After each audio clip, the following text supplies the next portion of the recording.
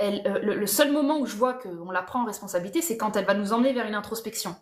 Et cette introspection, elle est censée normalement t'amener à un endroit où tu finis apaisé parce que tu décides les actions à mettre en place. Sauf que nous, ce qu'on fait, c'est qu'on reste dans l'introspection et on quitte pas le point de départ de la culpabilité. On a de la culpabilité, on descend dans l'introspection et dans l'introspection, on lui demande « Fais de moi une bonne personne ». Je veux que cette introspection soit réussie. On veut réussir nos introspections. C'est-à-dire qu'on voudrait qu'à la sortie de notre introspection, on soit pas une mauvaise personne.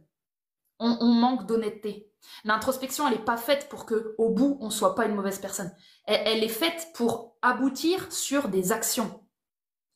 L'introspection est faite pour aboutir sur des positionnements. Si ta vie, c'est de te dire « qu'est-ce que j'ai fait de mal, qu'est-ce que je pourrais mieux faire, en quoi nana ?» et que tu mets tout le temps du doute, tu détruis tes ressources, tu détruis ta structure, tu détruis ta densité, à force de faire du scorpion, les amis, vous allez devenir que de l'eau et des ténèbres, ça sert à rien. On a le taureau en face, le taureau, l'épicurisme, les fruits, les cinq sens, le bois, la nature. On ne peut pas passer notre temps à se déconstruire. Il faut comprendre que l'introspection, ça ne doit pas normalement être chronique. C'est quelque chose qui survient à la suite d'un fracas. Il y a eu un fracas, j'ai de la culpabilité, je fais une introspection pour être une adulte. Je ne fais pas de l'introspection pour voir à quel point je souffre. Je ne fais pas de l'introspection pour me guérir.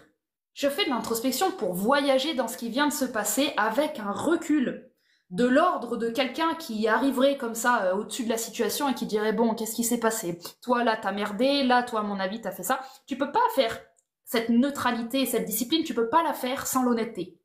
Si tu veux être une bonne personne à la sortie de ton introspection, tu vas merder ton introspection. Si le but de ton introspection, c'est de pas finir le bourreau ou de finir le bourreau parce que tu es en over-dévalorisation, ton introspection, elle sera ratée, elle servira à rien. Je regarde pas où l'autre a merdé pour pouvoir le changer et lui dire. Je regarde où l'autre a merdé pour ne pas prendre toutes les parts de responsabilité dont j'ai pas besoin. Par contre, je vais trouver la mienne. Et la mienne, elle doit m'amener à un positionnement. Un positionnement veut dire, je dois déclarer l'endroit où j'ai agi d'une manière où normalement j'aurais dû agir d'une autre manière pour une meilleure conscience. Une fois que ça c'est fait, on se dévalorise pas de pas l'avoir fait. On le prend en compte. On dit, ok, bah peut-être que la prochaine fois j'y arriverai. Je fais un marquage pour essayer que je fais un positionnement. Je fais un positionnement. Ça veut dire, je positionne que ce que j'ai pas fait à l'endroit où ça aurait été cool que je le fasse. Je positionne que la prochaine fois, je vais essayer de le faire. Je vais même pas me programmer à réussir. Je vais me mettre la conscience que la prochaine fois, quand ça recommence ce genre de situation, je vais agir beaucoup plus de cette manière. Le positionnement est fait, ton introspection est terminée, tu fais autre chose et tu vas faire du taureau. Tu vas manger, tu vas sortir, tu vas t'amuser, tu arrêtes, c'est terminé. Une fois que tu as trouvé un positionnement, ton corps il devrait être apaisé parce que tu es en train de lui dire, dans le présent, tu es en train de faire un changement temporel, tu es en train de faire un changement énergétique, tu es en train de dire, je suis en train de modifier mon futur. Tu es en train de dire, parce que dans mon présent tout de suite, je viens de trouver la réponse à laquelle, la réponse de ce que j'aurais pu mieux faire. Et pu mieux faire, c'est pas de manière religieuse, hein, c'est énergétiquement. Ça veut dire, là, ce qui s'est passé, j'ai manqué de courage à dire ma vérité. Ok, c'est pas grave, je vais pas me blâmer. Je fais un positionnement. Que la prochaine fois que ça arrive, je vais avoir plus de courage. Je vous dis même pas de réussir le délire, c'est pas le but. Je vous dis, tiens, la prochaine fois, je fais une petite programmation. La prochaine fois, j'aurai un petit peu plus de courage pour dire ma vérité tout de suite. Parce que j'ai remarqué que, ça doit être dans votre introspection, ça doit être le but de votre introspection. Dans mon introspection, j'ai remarqué que ce qui a merdé, c'est que j'aurais dû le dire plus vite, ma vérité. J'ai trop attendu. Ça peut être ça une introspection. Ça peut vraiment vous donner un petit programme sorti de nulle part. Tiens, je me suis rendu compte que, normalement, ce qui a merdé, c'est que j'avais déjà la vérité et je l'ai pas dite.